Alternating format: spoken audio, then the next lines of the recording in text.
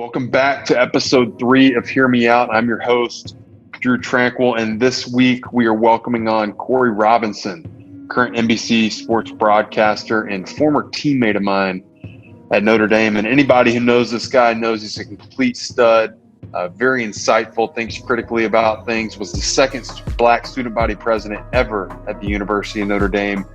And the resume just speaks for itself. But Corey, I asked him to come on just because he's somebody I admire so much, somebody I look up to. And in times of distress, I think he's a voice that needs elevated. He thinks very deeply about things, has a unique compassion and empathy for others. I think his experience as student body president speaks for that. And I'm super excited to hear what he has to say, to give us some advice on maybe what we can do. And so hope you guys are blessed by this conversation. Again, this is Hear Me Out with Corey Robinson. Welcome back to Hear Me Out. We're here with Corey Robinson. Corey, thank you so much for joining us today. It's awesome happy to be here, man. Thank you for having me. Dude, there's been a lot obviously going on this year, and it's been a hard year to say the least. Where kind of is your head at? How are you processing through things? How have you been doing?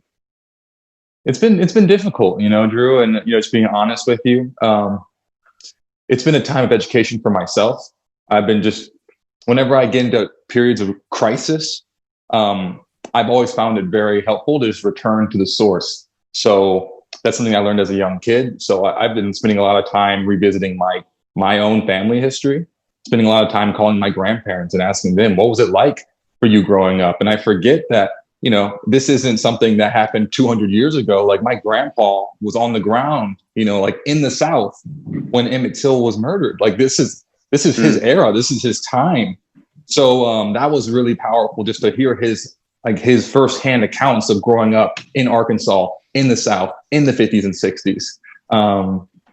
Or my grandma growing up in South Carolina, getting bused to school, and they're all segregated schools. Like, her own personal firsthand accounts. It hit differently, and that was really impactful to me. Really impactful. Has the time, like, you spent more time with family? Have you've been able to hear those stories? What have they seen? Have your grandparents, your dad, mom, have they seen any similarities to I guess what's still occurring today to when they were living? And if so, is there, I guess, some frustration on their end? Like, man, we really haven't come that far? Or? Well, it's interesting, Drew, because I thought that if you grew up in segregation, right, there'd be a lot of resentment, probably. I don't know. I would only imagine, right? If I had to go to a colored water fountain or a colored bathroom or colored restaurant, I feel like there would be tons of resentment. But when I was at least talking to my grandparents, just understanding their viewpoint, they were so strong, and they didn't harbor any ill will. And that to me was profound, at least to me.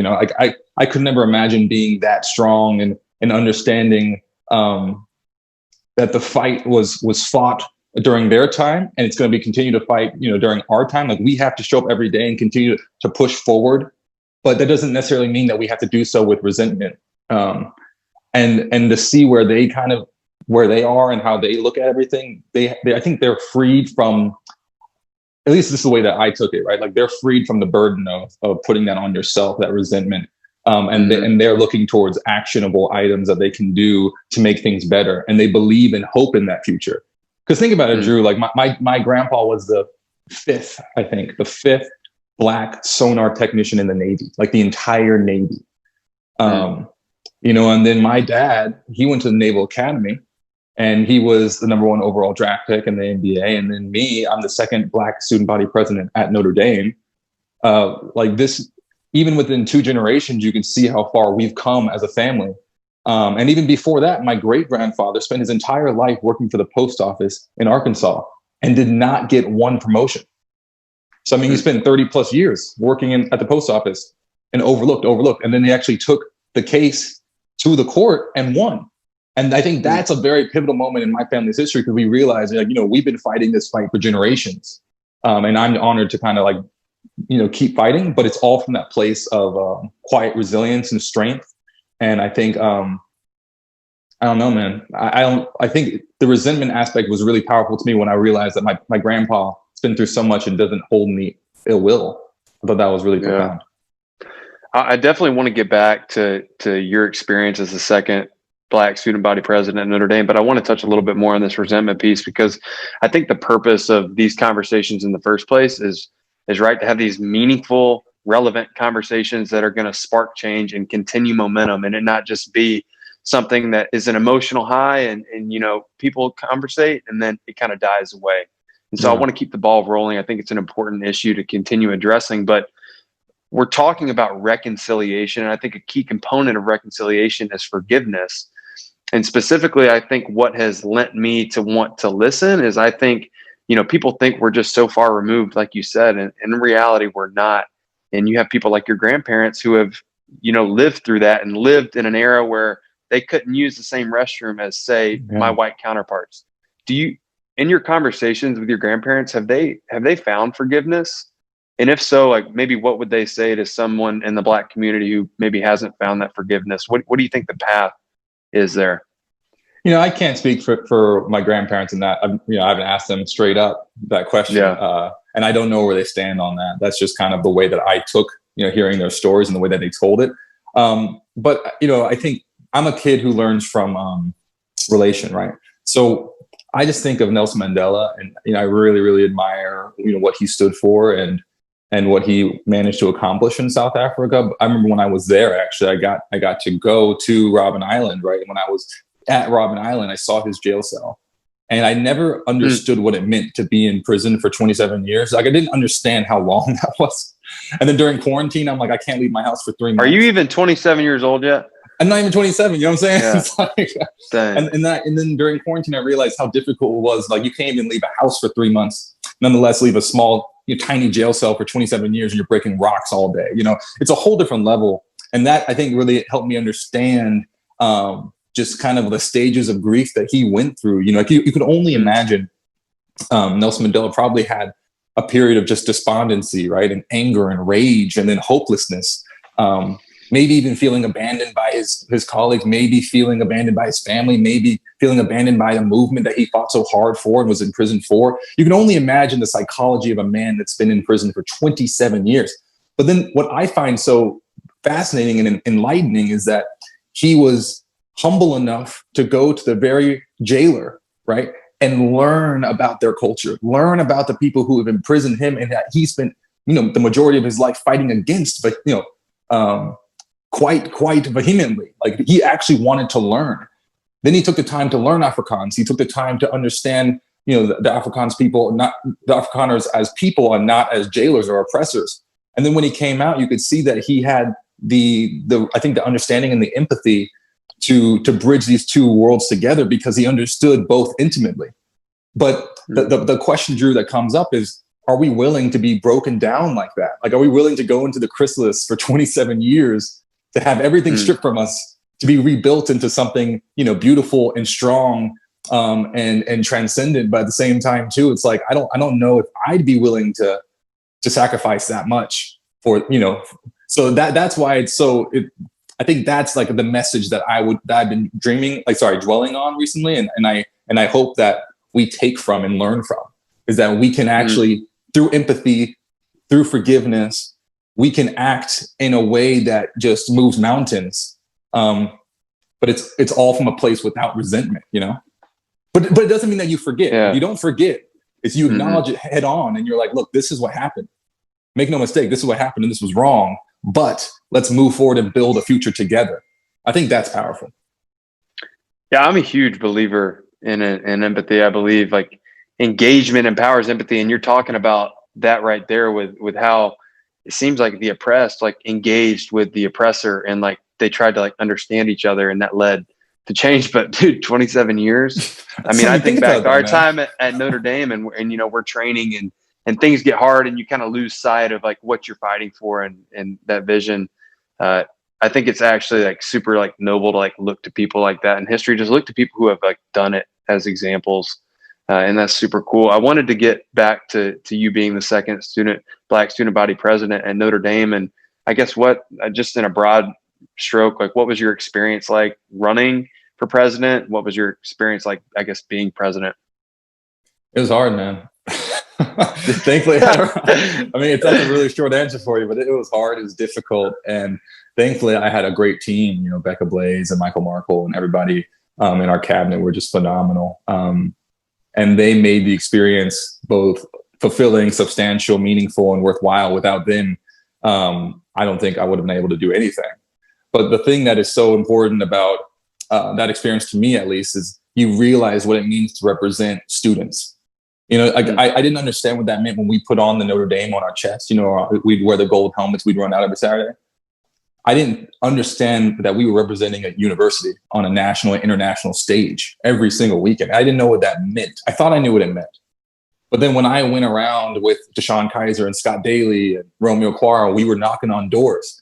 You know, we knocked on, I think, 20 dorms, every single door in 20 dorms. Talked to hundreds and hundreds and hundreds and hundreds of students and asked them, like, hey, like a car salesman would walk in the door and be like, hey, you have 60 seconds. I'd love to tell you about my ideas. And then you just listen to people and say, like, I hate this about campus, or I love this about, you know, the university. Can you help us?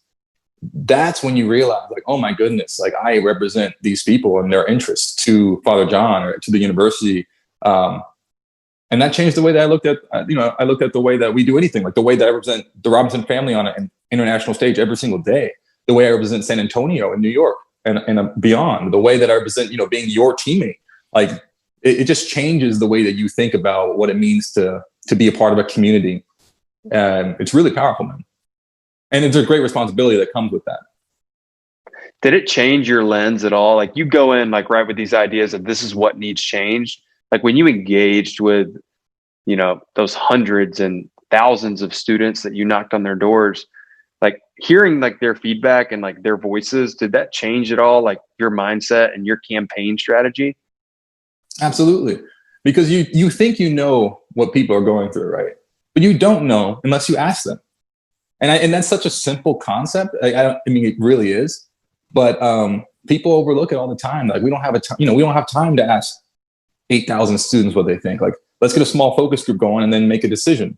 But then you don't you just don't get every perspective. And even within the Black community in Notre Dame, like there were like tons of different perspectives. And I've had friends who hated their experience at Notre Dame. They don't want anything to do with it because they just being Black there was so hard. And then on the other hand, me, like I love Notre Dame. To me, it's a second family. I'd go back anytime, at any place. Like I have relationships with everybody on campus, like from professors to students. Like I love, it's a family to me. And it's astounding to me that you have two Black experiences that are so radically different within the same place. One place can be home and simultaneously be like a minefield or like an enemy battlefield for a lot of people. But you wouldn't know that unless you asked people. So I think that is like the key, the conversation piece. Everyone underestimates like the power of this. Or I watch you and Jalen's conversation. Like you and Jalen are great examples, right? You're both from Fort Wayne. You're white. He's Black. You guys are both phenomenal football players. And you look at like the journey of y'all two in the NFL and, and what you're doing, raising family and what he's doing entrepreneurship. Like y'all are like perfect examples of what this means because y'all are brothers, y'all are brothers, but it's because you fought next to each other every day in the trenches, and you actually took the time to ask Jalen, like, what was it like for you growing up in Fort Wayne? Not a lot of people do that. I think there's something in what you just said, like press into a little bit. And it's the idea that, you had a different experience than your even Black counterparts. And I think, at least from what I've heard and the people I've interacted with, we allow like what people say, we allow facts, statistics to like inform like our thinking and our line of thinking. And so, you just hear, maybe one Black person had a good experience and you assume everything's okay. But another Black brother or sister didn't have a good experience. Like, what do you think leads, I guess, to people obviously people have different experiences in anything in life. What do you think were some of the factors that led to maybe you having a good experience and maybe some people not having a good experience? Because I think like pressing into those issues allows for like a community where everybody can feel included and inclusive, Yeah, I think it's people being around people like you, Drew, who are willing to even do the series, people who are willing to like ask me about my experience. And I didn't realize how lucky I was to actually have that. I don't think a lot of people do. Or if they do, it's much more confrontational. It's not like this where we can actually and we've been having conversations like this for years. Mm-hmm. So the power of allyship in that regard was very large for me, I think, in looking back and making sure that I had a great experience at Notre Dame. And then, I mean, and I think also I'm just oblivious to stuff. I just didn't understand that things were happening around me, that I was not very sensitive to that. So I think in that sense, my being oblivious actually protected me from a lot of things that I didn't even realize were microaggressions or offenses. And that, that's on me to educate myself. And since then I've been educating myself and I continue to do so. But it was interesting to me to see that, like, I didn't even know what was going on half the time. I was just living life. I didn't even think about it. And then that's why it breaks my heart, is that, I mean, there were so many things, so many people were in pain around me that I had no idea, because I didn't have I didn't have my eyes open enough to realize what was happening against me and against us or against them. That, I mean, I couldn't be there to support them because I didn't even think about it. And that's heartbreaking for me, man. Especially being a black male, especially a black male in a leadership position at a university like Notre Dame, to think that I was oblivious at times is heartbreaking. But I won't make the same mistake again. I feel like we're all, unless we ask, unless we engage, like, our human instinct is to not, like, put on other people's shoes. It's to wear our own shoes. And I think feel what we're feeling and do life how we're doing it. So I think it's a powerful thing. I want to ask you to close. I want to touch on an experience I had with you specifically that I think kind of like points to some things maybe people are talking about, but I'm going to ask you at the end, maybe the steps you think we take as a nation, as a community, as brothers and sisters. Like, what are the next steps? What do you think we have to do? But before that, I want to touch on, I don't know if you remember this, but after our spring game, you and I hopped in my truck to go back to my apartment, and the road was blocked off. The officers, were pushing traffic this way or that way. And I just needed to take a quick left because my apartment was literally right there. But they were telling me I needed to go all the way around. And so I was frustrated. I was like, Corey, no worries. I'm in an F-150. We'll hop this curve. We'll hop this curve right here and we'll hook a quick left and make it to the apartment. And as I was getting ready to do it, you grabbed my arm and said, Drew, you can't do that. Like, you're in the car with, like, a black man. And, like, at that moment, I was kind of like, what do you mean? Like, Corey, it's fine. Like, we'll just go up over the curb. It's not going to bother them at all. Like, even if they do, like, I'll tell them, hey, like, literally, man, hey, my apartment was right here. We're just trying to get there. But, like, for me, like, that was a turning point, I guess, maybe in, like, the idea of, like, when you talk about, like, privilege, like, I think kind of like that's it right there. The idea that I felt like I could just get away or do something because, I don't know, because I guess because of the color of my skin, and you felt, that wasn't a good decision because that would have put you in a situation that maybe you didn't feel comfortable in or didn't want to be in. Press into that, I guess. Why grab my arm and stop me? And maybe the issue there in the conversation that's taking place around that. Yeah, it's tough because these were things that, I don't know, I just grew up learning things that, like, okay, if I'm driving a car, I have to make sure my wallet is on the dash, because, if I get pulled over by a police officer, I'm probably not going to get the benefit of the doubt. And if I reach into my pocket or do any sudden movements or anything, that can be dangerous. So just make sure everything's out and available and accessible.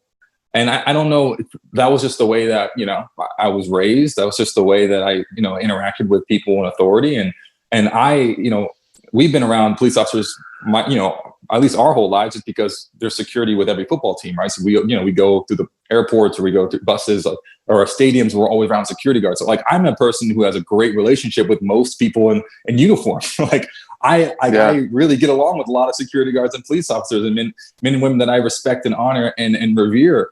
But, like, I still get nervous. And that, like I said, I just don't know why that is, Drew. Like, I still tense up. So but, like, I never expected you to know that, there's no way you would know that. And that's why, it's really interesting to me that impacted you so much. I'm very happy to see that, like, you took the time to realize that, there are people who have different experiences than you, and to meet me halfway and actually understand that, okay, wow, like, I'm not going to put you in a position that makes you feel uncomfortable. And I'm actually very curious to know why you feel that way. Because a lot of people just don't do that, man. And it's a Yeah, it's a terrible thing that, just thinking about in hindsight, like how like radically different our experiences are with people in uniform. It's just interesting to me to think, hey, like every time I get in a car, ball on the dash. It just is. Yeah, it's something. I don't know. I feel like I was saying earlier, I think we look to information to like obviously inform our line of thinking. I don't think that's something that you can necessarily quantitate or put on a spreadsheet that says, hey, this is wrong, this is right, and people are having this experience, people aren't. And so it was a testimony like moment for me where I was like, dang, like I really just had this interaction like with my brother, and like it really informed the way I thought about things, because I've always felt protected by the men and women in blue, and felt and had good experiences. But people have said they haven't had good experiences, and we've seen people not have good experiences. With everything that's come out lately, whether it's George Floyd, Breonna Taylor, Ahmaud Arbery, like we've seen people not have good experiences. And so I think we need to pause and listen. And I think there's, we talk about it all the time, like extreme ownership and accountability, even within our locker room. And I think there's a lot of like good men and women in blue who are saying like, hey man, let's reevaluate, like, let's get this thing right for the American people. And so I think we're definitely moving in the right direction. I want to get back to that question I was going to ask you. Like, what do you think our next steps are? How do we get better from this? How do we not lose momentum? How do we continue change, in your opinion? Yeah, I mean, I'm not an expert on policy, like that, Drew. I'm just a guy who talks about sports for a living. So you're a great thinker, man. I admire your thinking. You think you think hard about things. I appreciate that. But when it comes to creating change, I mean, you said it before, right? Like people people aren't stats, like people aren't just facts and figures. Like you're not just a number on a census. Your son is not just a number on a census, like your son has dreams and hopes, and you want things for him. And you and Jackie want things for him. And I think that is the thing that we have to realize about the people that are arguing against us, or the people that, are across the table from us, or the people that we hate, or the people that we love and admire. Like they are people first and foremost. And that we need to see them as such. And I think that that's why these conversations are so important, is because if you've never met someone on the other side, if you've never been in a car with someone who, who's African-American, and you're sitting there getting pulled over by the police, and, you've never had the interaction like you and I had, right? Like, how in the world would you ever know? And I think it comes down to the simple concept that in football is so simple to us, right? Like my locker was right next to Torrey Hunter Jr. and to Will Fuller, and like you were across the way, and like everybody in that room to me is like we're all family, right? Because we go to work every day, and we care about each other, and we may not agree. Like there are some things that you do that tick me off, but guess what? Like I'm still fighting for you. I'm still in the foxhole with you. Really, Corey? Look, man, I'm saying like I'm still with you. You know what I'm saying? Like, and that's why I think it's so fascinating, is that in the current kind of context, I don't think we see each other as teammates. I think we see each other as adversaries or as opponents. Like I don't really care about Michigan, or USC. You know what I'm saying? Like I'm not going because they're the enemy in a certain regard. Like it's USC, Notre Dame football. Like that's a big game. We're going to try to beat you. But like I respect them and I honor them, but at the same time too, it's like, yo, we're trying to win this game. I don't think that's how politics should work. And I don't think that, but more importantly, I don't think that's how human relationships should work. So like human interactions, we need to look at each other and say, look, I can only assume that you want to live in a better America too. Right. And I want that.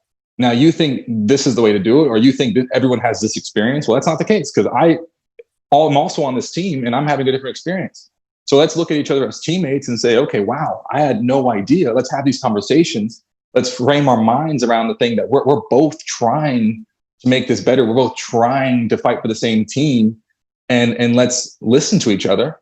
So when push comes to shove and one of our teammates is against the wall, we're willing to stand up and fight for them. So I think that's how change happens. And it's kind of stupid because on a big stage, you're like, oh, that's so grand. It's so, that's like a speech. But then on the day-to-day, the minutiae, it looks like this. It looks like going and having coffee with somebody that you don't agree with and just listening to them for an hour.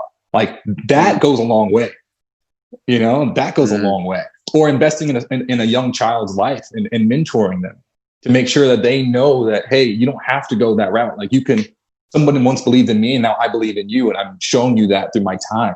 Or going to the voting polls, like, and actually voting and exercising your right to choose and elect your leaders. Like, there's investing money in schools, like what Jalen's doing, and saying, not only am I mentoring you, but I'm going to put up the funds and I'm going to give you opportunities that you didn't have before. Like, because I believe in us, I believe in you. These are all, like, all great examples of what you can do. There's a tons of different ways you can get involved. So I think the most important thing, Drew, is that we look at each other as teammates, not as adversaries, and that we never lose hope. Because just like my grandpa fought his fights and my dad fought his fights, and we're fighting our fights, we're still in it together. And I think that there's a way for us to come out on the other side of this. And we cannot lose sight of that. We cannot lose sight of the hope. I don't even know if I want to end with any words, because I think that's a mic drop right there. Whatever.